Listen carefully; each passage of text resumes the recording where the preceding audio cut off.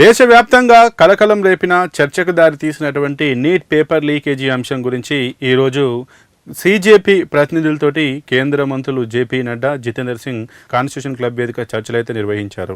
ఏదైతే neat paper లీకేజీకి సంబంధించి గత 26 రోజులుగా ఏదైతే ఢిల్లీ జంతర్ మంతర్ వేదికగా నిరాహార దీక్ష, నిరసన కార్యక్రమాలు అలాగే ప్రొటెస్టులు చేసినటువంటి సీజేపీ ప్రతినిధులకు నిన్న ఏదైతే ప్రధాని మోడీ ఒక స్టేట్మెంట్ రిలీజ్ చేయడం ఈ యొక్క లీకేజీకి సంబంధించినటువంటి అంశం పైన కఠిన చర్యలు ఉంటాయి, అలాగే దీనిపైన మేము బిల్లు కూడా ఆమోదం చేస్తామని చెప్పి ఆయన ఏవైతే వ్యాఖ్యలు చేశారో వీడియో రిలీజ్ చేశారు. ఆ తర్వాత కూడా అలాగే జేపీ నడ్డా, జితేందర్ సింగ్ వెళ్ళి సోనం వాంగ్చుక్ తోటి మాట్లాడి ఆయన యొక్క కండిషన్స్కి లిఖితపూర్వకంగా సమాధానాలు ఇచ్చి ఇవి చేస్తామని చెప్పి ఆయనతోటి నిరాహార దీక్షను కూడా విరమింపజేశారు.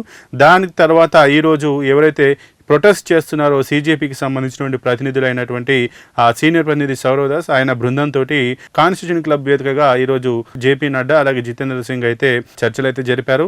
ఈ చర్చల్లో ముఖ్యంగా 3 అంశాలు అయితే చర్చకు వచ్చినట్టు తెలుస్తుంది. అందులో ముఖ్యమైనది కేంద్ర విద్యాశాఖ మంత్రి ధర్మేంద్ర ప్రధాన్ రాజీనామా చేయాలి, అలాగే నీట్ లీకేజీ వల్ల చనిపోయినటువంటి విద్యార్థులు ఎవరైతే ఉన్నారో వారి కుటుంబాలకు ₹1 కోటి చొప్పున పరిహారం అందించాలి, అలాగే ఈ నిరాహార దీక్ష నిరసన ప్రొటెస్ట్ సమయంలో ఎవరైతే విద్యార్థులపైన కేసులు పెట్టారో ఆ కేసులన్నీ ఎత్తివేయాలి అని చెప్పి వారైతే డిమాండ్లు పెట్టినట్టుగానైతే తెలుస్తుంది. దీనిపైన కాసేపు గంటన్నర సేపు చర్చించినటువంటి ఈ ఇరుపక్షాలు కూడా ఈ 2 ఏవైతే ఇటు విద్యార్థులపైన కేసు ఎత్తివేయాలి, పరిహారం అందించాలనే దానిపైన కేంద్ర ప్రభుత్వం సానుకూలంగా ఉన్నప్పటికీ కూడా ఏదైతే ఈ కేంద్ర మంత్రి ధర్మేంద్ర ప్రధాన్ రాజీనామాకు సంబంధించి వారు విముఖత వ్యక్తం చేసినట్టుగానైతే తెలిసింది. కానీ సీజేపీ పక్షం వారు మాత్రం ఖచ్చితంగా ధర్మేంద్ర ప్రధాన్ రాజీనామా చేయాల్సిందని పట్టుబట్టినట్లుగానైతే తెలుస్తుంది. ఈ చర్చలు జరిగిన తర్వాత కేంద్ర మంత్రులు కూడా ఈ యొక్క ప్రెస్ మీట్ అయితే నిర్వహించారు.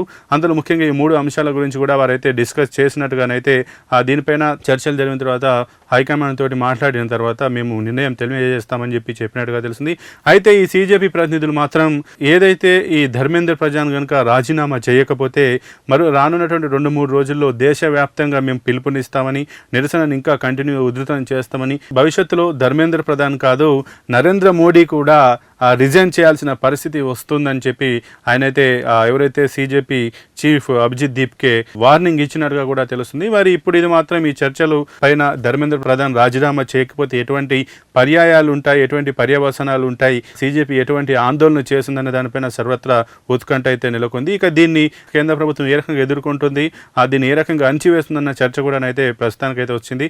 ఎందుకంటే నీట్ ఎగ్జామ్ అయితే అయిపోయింది. నీట్కి సంబంధించి భవిష్యత్తులో పేపర్ లీకేజీకి సంబంధించి ఎటువంటి ఘటనలు జరగకుండా కూడా మేము చర్యలు తీసుకుంటామని సాక్షాత్ ప్రధాని నరేంద్ర మోడీ చెప్పడం, దానిపైన మేము ఆ బిల్లును కూడా పాస్ చేస్తామని చెప్పిన తర్వాత కూడా కేంద్ర మంత్రి ధర్మేంద్ర ప్రధాన్ను రాజీనామా చేయాలని సీజేపీ పట్టడం మాత్రం ఇప్పుడు సర్వత్రా చర్చకైతే దారితీసింది. మరి భవిష్యత్తులో ఎటువంటి పరిణామాలు చోటు చేసుకుంటాయి, ఒకవేళ ధర్మేంద్ర ప్రధాన్ రాజీనామా చేయకపోతే నిజంగానే సీజేపీ చెప్పినంత పని చేస్తుందా, దేశవ్యాప్తంగా నిరసనలు చేస్తుందా, మరి నిరసనలు ఎటువంటి ఘటనలు జరుగుతాయి? ఎందుకంటే మొన్న మనం చూసాం ఏదైతే జంతర్ మంతర్ వద్ద జరిగిన ప్రొటెస్ట్లో ఏదైతే పార్లమెంట్ ముట్టడికి పిలిపించిన నేపథ్యంలో ఎటువంటి హింసాత్మక కాండలు జరిగాయి అనేటువంటి దాన్ని అయితే మనం చూసాం. మరి భవిష్యత్తులో ఈ రకంగా దేశవ్యాప్తంగా పిలుపునిస్తే ఈ పిలుపుని అందుకొని నిజంగా సీజేపీకి సంబంధించిన వారు నిరసన చేస్తారు, ఒకవేళ చేస్తే అప్పుడు ఎటువంటి పర్యవసనాలు ఉంటాయి, అక్కడ ఎటువంటి కార్యక్రమాలు జరుగుతాయి, దీని అదునుగా చూసుకొని సంఘ విద్రోహ శక్తులు ఎటువంటి దారుణాలకు పాల్పడదనేటువంటి అంశం పైన కూడా ఇప్పుడు దేశవ్యాప్తంగా అయితే చర్చ నడుస్తుంది. మరి చూడాలి భవిష్యత్తులో ఈ యొక్క చర్చలు సఫలమైతే మాత్రం ఎట్లా ఉంటుంది, లేదంటే ధర్మేంద్ర ప్రధాన్ రాజీనామా చేయకపోతే సీజేపీ ఏ రకంగా ముందుకెళ్తుంది అనేది మాత్రం మనం వేచి చూడాల్సిందే.